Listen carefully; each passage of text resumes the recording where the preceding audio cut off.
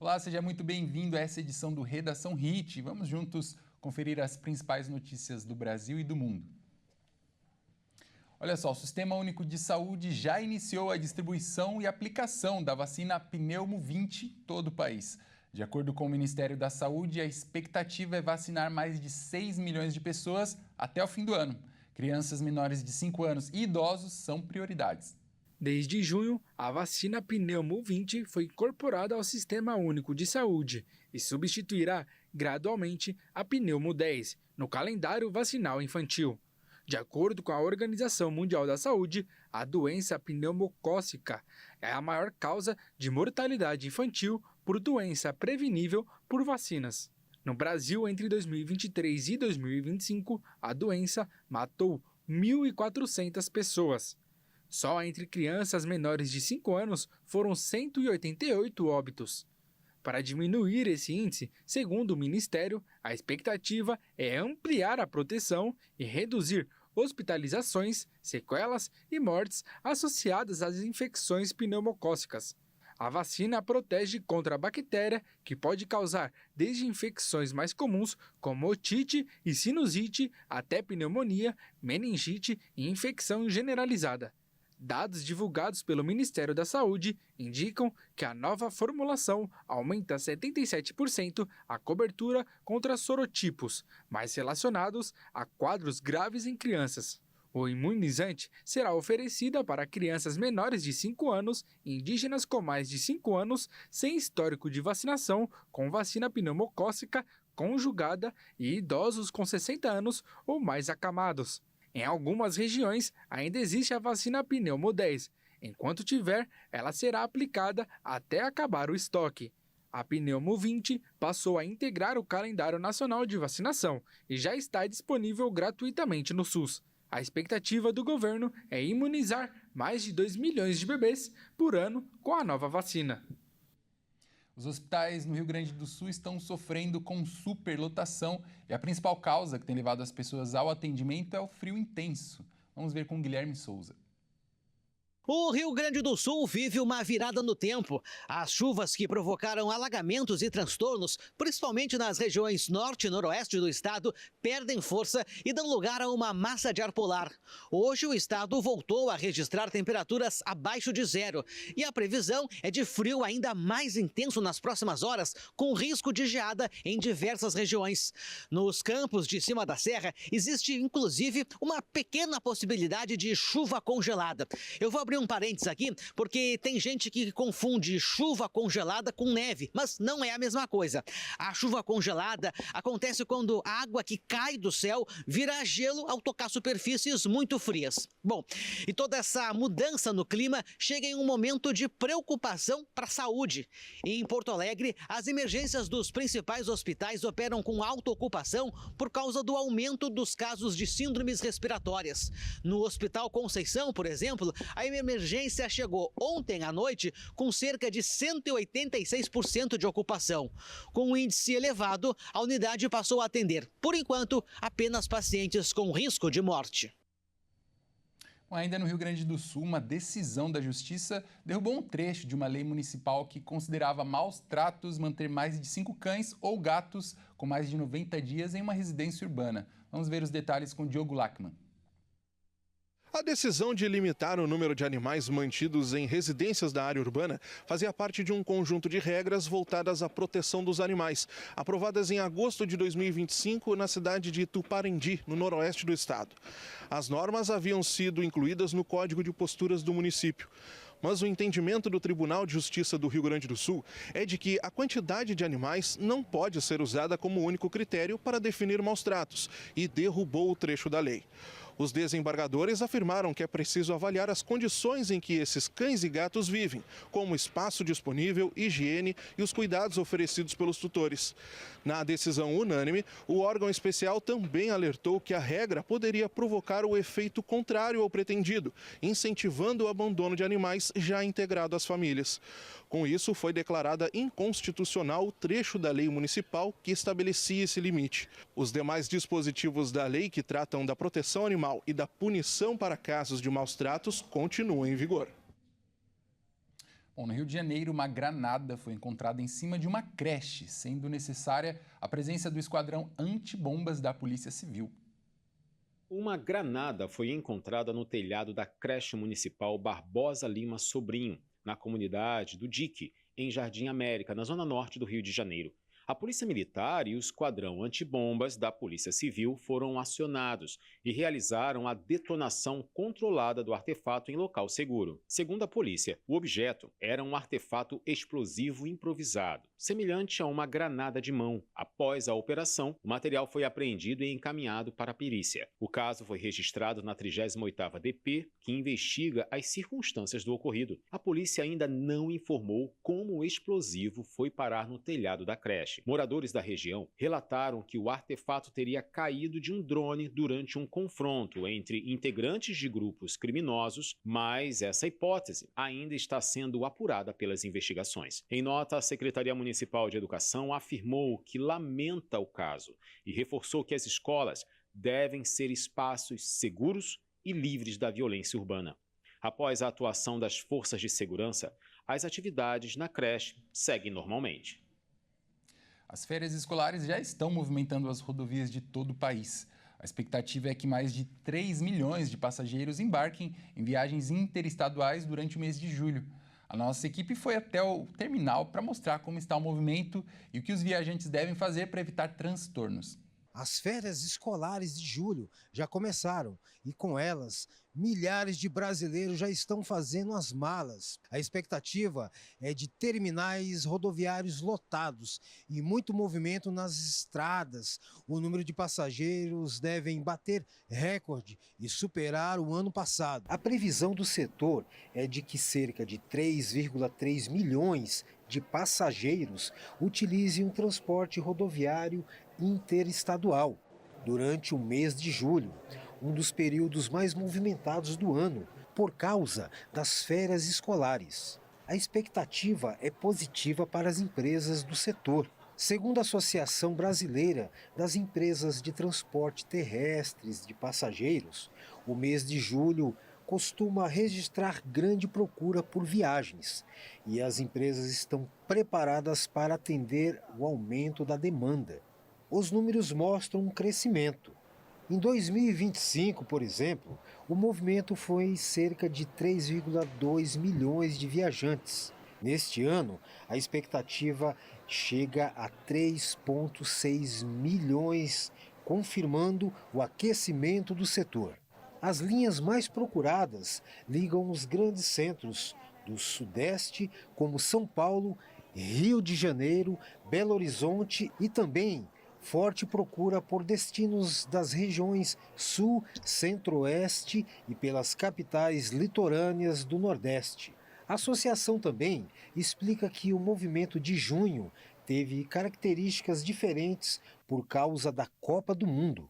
Muitas pessoas preferiram adiar as viagens para acompanhar os jogos, o que deve contribuir para um julho ainda mais movimentado.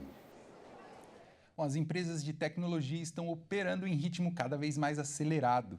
E para quem mora no Brasil, a previsão é de que até o fim do ano sejam abertas mais de 33 mil vagas formais de emprego.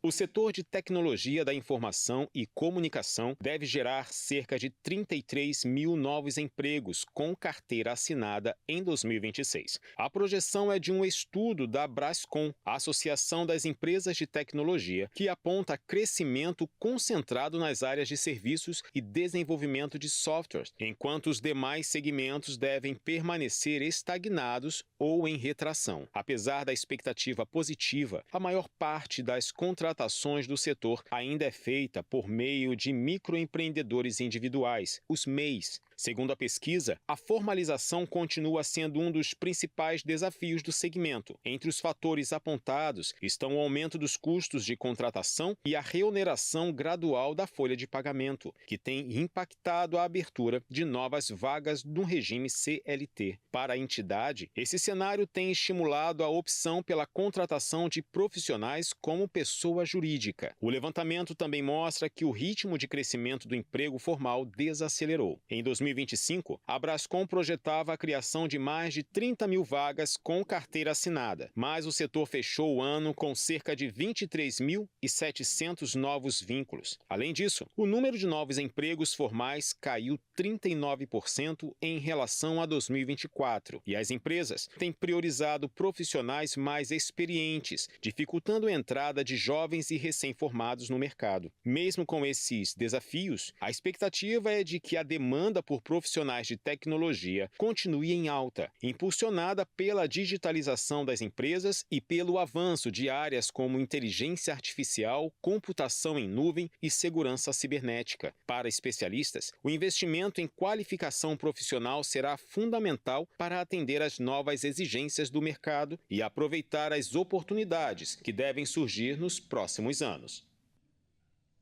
E veja a seguir. Rio de Janeiro lidera ranking nacional em roubos de cargas. A reportagem completa você confere no próximo bloco. Nós voltamos já.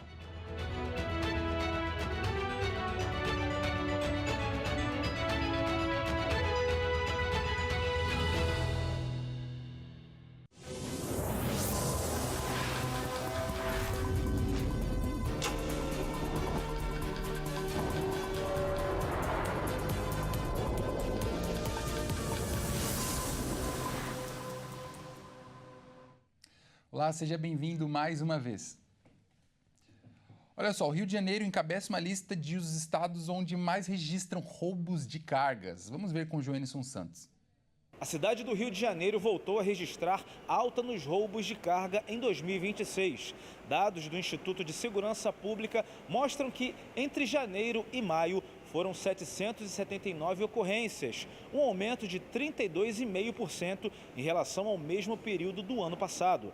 Segundo as investigações, o crescimento está ligado à expansão desse tipo de crime por facções que atuam no estado. De acordo com a polícia, o Terceiro Comando Puro tem investido no roubo de cargas como forma de financiar atividades criminosas. O cruzamento dos dados do ISP com o mapa dos grupos armados indica que as regiões com maior número de casos estão em áreas sob influência da facção, como a Maré, o Complexo de Israel e a Pedreira, na Zona Norte. As cargas mais visadas são alimentos e cigarros, seguidas por medicamentos, bebidas e eletrônicos. Um levantamento da Associação Nacional do Transporte de Cargas aponta que o Rio liderou os registros no país em 2025, com mais de 3.700 ocorrências, ultrapassando São Paulo. A região Sudeste concentrou 86% dos casos. A entidade destaca que a combinação entre a presença de organizações criminosas e a grande concentração de centros logísticos ajuda a explicar esse cenário. Para conter esse tipo de crime,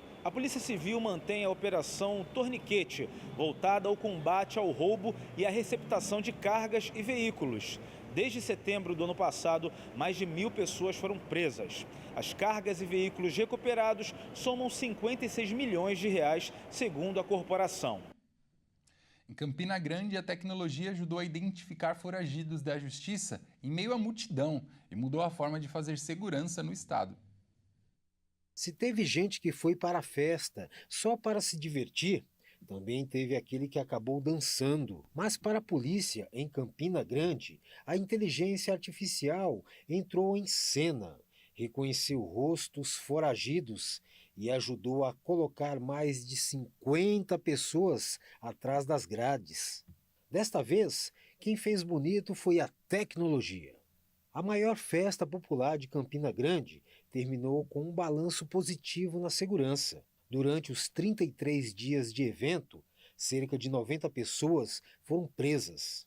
Desse total, 53 foram localizadas com a ajuda do Sistema de Reconhecimento Facial por Inteligência Artificial, que identificou foragidos da justiça em meio à multidão. Para garantir a segurança dos milhares de visitantes, o Parque do Povo contou com 236 câmeras de monitoramento.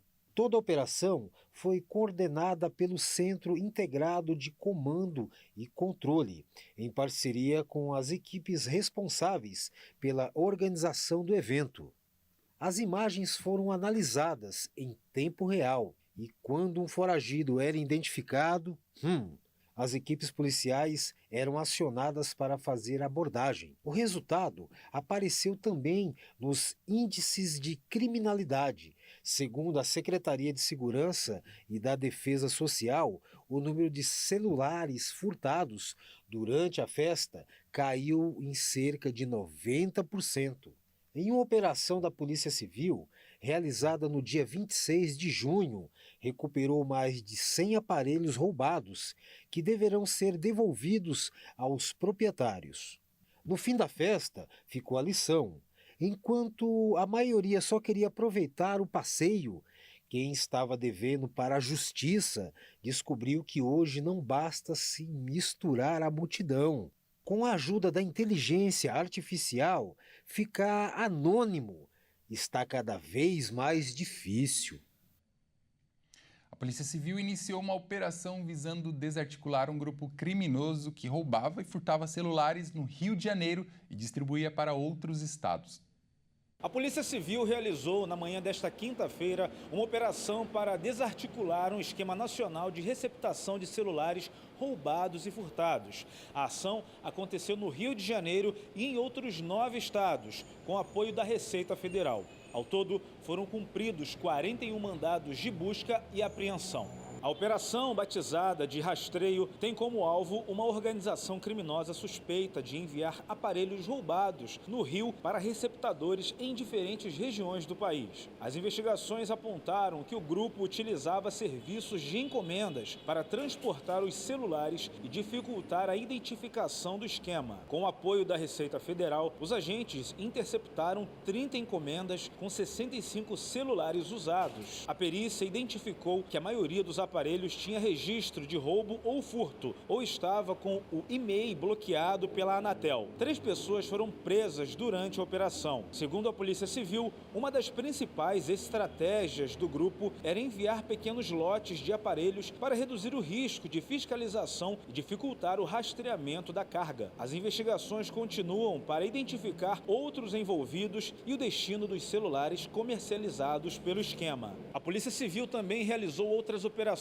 no estado durante a manhã, com prisões e apreensões em ações contra a receptação de veículos milicianos e o tráfico de drogas. Segundo a corporação, as buscas fazem parte de uma estratégia permanente de combate às organizações criminosas.